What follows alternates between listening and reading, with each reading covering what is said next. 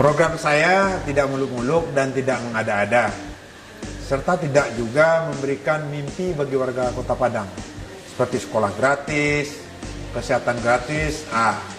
Itu program kuno, program 30 tahun yang lalu. Sekarang adalah era digital, di mana orang bisa berkomunikasi tanpa harus bertatap muka. Yang pertama yang saya lakukan adalah saya akan membenahi pasaraya Padang. Jika pasaraya itu kondusif, orang akan nyaman berbelanja. Omset para pedagang juga akan bertambah. Intinya adalah menggerakkan roda perekonomian. Caranya, saya akan mencari sumber dana tambahan bagi APBD Kota Padang. Tapi bukan menaikkan pajak dan retribusi. Justru hal ini akan bisa saya lakukan dengan mengurangi pajak dan retribusi nantinya.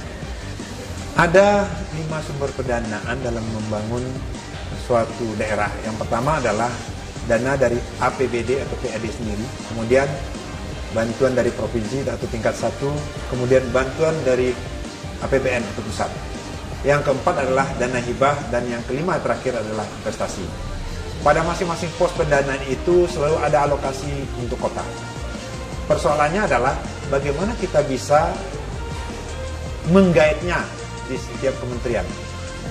Pasti ada pos anggaran yang diperuntukkan untuk program yang dilakukan kota dan kabupaten di seluruh Indonesia. Saya akan lobby seluruh kementerian dengan cara yang brilian tentunya.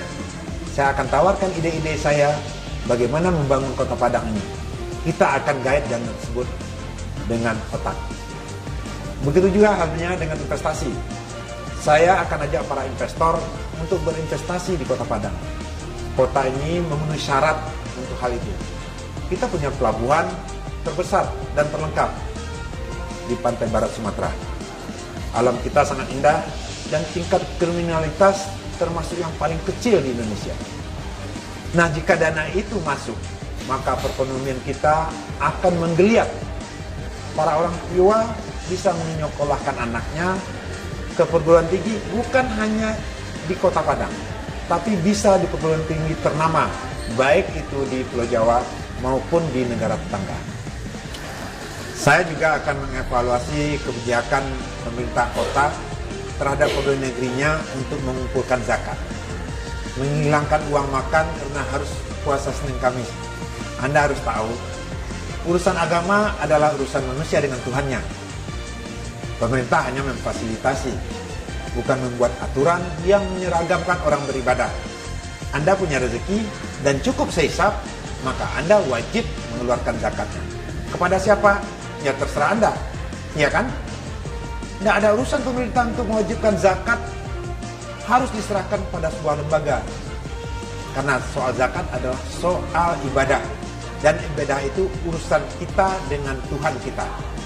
Begitu juga halnya dengan puasa. Anda mau puasa setiap hari tidak ada masalah. Saya pikir Anda selaku pegawai negeri di Kota Padang yang menerima uang makan, dan itu harus saya bayarkan. Tidak ada kaitannya dengan puasa Senin Kamis. Emangnya kalau orang puasa dan kemudian mereka berbuka tidak perlu uang? Tidak ada cerita itu. Yang terjadi kan hanya akal-akalan untuk menambah PAD kota maksud saya. Tapi cara seperti itu akan memeras pegawai negeri sendiri, saya pikir.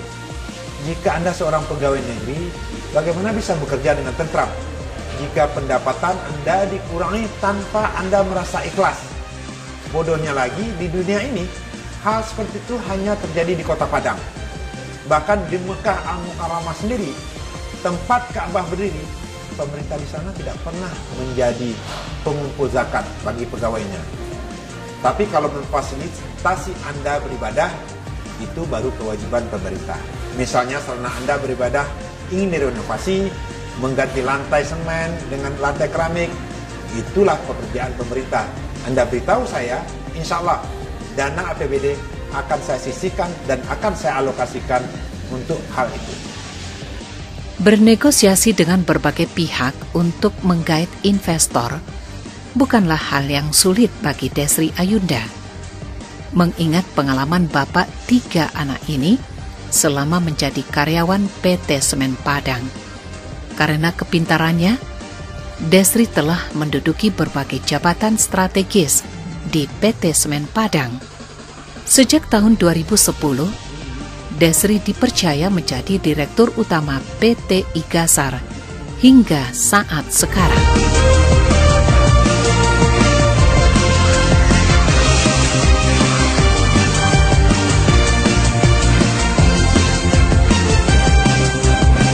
Selain pembangunan di bidang fisik, pasangan Desri Ayunda dan James Haliward juga memprioritaskan pembangunan akhlak generasi muda Padang, terutama dalam hal pembinaan kegiatan rohani dengan menggalakkan program Kembali ke Surau. Menggalakkan didikan suku serta membuat kebijakan pelaksanaan pesantren Ramadan bagi para pelajar di Kota Padang seperti yang telah dilakukan Pak Fauzi Bahar, saya pikir adalah hal yang bagus dan saya akan melanjutkan program itu. Tentunya dengan perbaikan ke arah yang lebih baik. Misalnya, TPA bukan hanya tempat belajar mengaji, tapi anak-anak akan kita berikan pelajaran tambahan bahasa Inggris misalnya. Gurunya disediakan pemerintah kota. Kita akan memberdayakan semua guru bahasa Inggris. Para mahasiswa di Fakultas Sastra UNAN, Bung Hatta, UNP, serta universitas swasta lainnya. Nanti kita akan data, katakanlah ada 1000 TPA. Jika setiap guru bahasa Inggris kita beri honor tambahan 500.000 per bulan, untuk satu TPA, sebulannya akan menghabiskan anggaran sekitar 500 juta. Saya pikir dengan APBD Kota Padang yang mencapai 1.300 miliar atau 1,3 triliun per tahunnya, pasti bisalah kita menyisihkannya sekitar 6 miliar untuk program ini. Dengan demikian, anak-anak kita bisa fasih berbahasa Inggris dan kelak mereka akan bisa dengan mudah mendapatkan lapangan pekerjaan. Di luar itu, saya juga mengajak warga Kota Padang untuk membudayakan sholat maghrib berjamaah. Sedapat mungkin hal itu dilaksanakan di musala dan di masjid di lingkungan tempat tinggal. Usai sholat, dilanjutkan dengan makan malam bersama. Saat itulah terjadi komunikasi yang harmonis di antara anggota keluarga. Karena bagaimanapun, keluarga memegang peran penting dalam mengatur perilaku anak. Program pembinaan keluarga harmonis yang digagas Desri didasari dengan pengalaman pribadinya.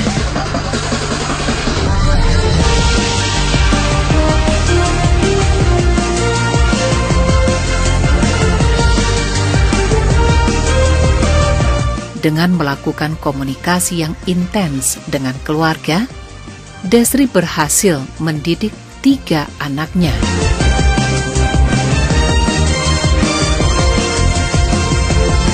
Maharani Putri Ayunda, Gea Priscilia Ayunda,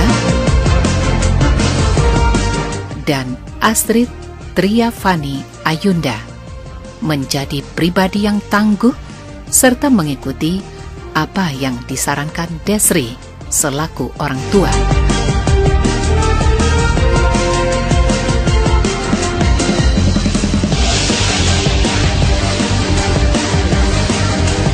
Bahkan anaknya yang sulung telah bekerja sebagai Territorial Manager di PT Shell Indonesia, sebuah perusahaan minyak raksasa dari negeri kincir angin.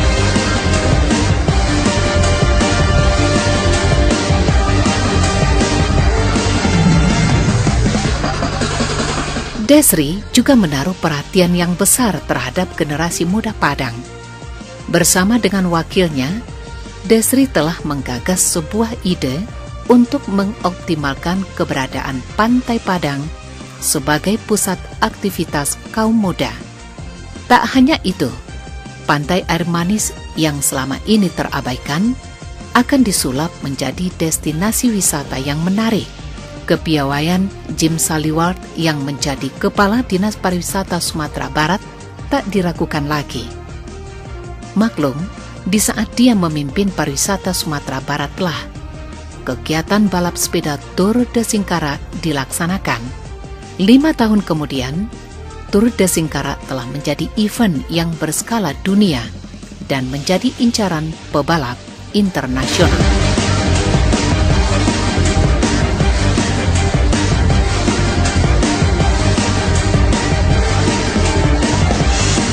Dalam konsepnya yang telah direncanakan, Desri dan Jim akan membuat panggung terbuka di pantai Air Manis. Disinilah kegiatan berkesenian kaum muda dipusatkan, termasuk di dalamnya pementasan grup musik ibu kota. Masyarakat Kota Padang sudah rindu tempat berwisata. Sudah tidak ada lagi tempat wisata yang nyaman di Kota Padang ini. Saya terinspirasi untuk membangun daerah wisata di Kota Padang ini. Mulai dari penataan Pantai Padang ke Gunung Padang yang kita akan bangun daerah wisata di sana. Ada tempat bermain anak-anak, ada mall, ada hotel, kemudian sampai ke Pantai Air Manis. Kita akan bangun skyline mulai dari Pantai Padang, Gunung Padang, dan Pantai Air Manis. Di Pantai Air Manis kita juga akan bangun medan nembak panen, tempat pertunjukan kesenian, sehingga seluruh masyarakat Kota Padang bisa menumpahkan perhatiannya untuk berwisata mulai dari Pantai Padang, Gunung Padang, dan Pantai Air Manis. Mudah-mudahan konsep sinergi antara 3 daerah wisata ini akan bisa terwujud. Tak berbeda jauh dari Desri Ayunda, wakilnya James Haliward adalah seorang sosok teknokrat yang sangat low profile. Ketua Umum Ikatan Keluarga Padang ini dikenal sangat peduli dengan kegiatan-kegiatan sosial kemasyarakatan. Sebagai orang yang lahir dan dibesarkan di Kota Padang, James juga mempunyai kegelisahan yang sama dengan Desri Ayunda. Pada prinsipnya, saya dan Pak Desri ini sama-sama mempunyai keresahan yang sama tentang kondisi Kota Padang saat ini. Tapi kalau menurut saya, kalau cuma hanya sekedar resah, semua orang di Kota Padang juga resah. Kalau tidak ada action atau jalan keluar apa begitu ya. Makanya ketika Pak Desri yang sahabat saya ini, mandan saya ini mengajak saya untuk mendampingi beliau memimpin Kota Padang ini, saya tidak berpikir 2 kali. Mandan saya ini bilang, "Dan bagaimana kalau kita bersama-sama ini, kita membangun Kota Padang ini?" Pak Desri yang saya kenal sejak kami masih bujangan dulu, dan karena sudah saling kenal, kami tahu satu sama lain bagaimana kurenahnya Pak Desri, dan Pak Desri tahu bagaimana kurenah saya. Kami mempunyai satu ide yang sama dan satu pemikiran bagaimana Padang ke depan akan lebih baik daripada hari ini. Bapak 2 anak ini juga mempunyai tujuan dan cita-cita yang sama dengan Desri, membangun Padang ke arah yang lebih baik.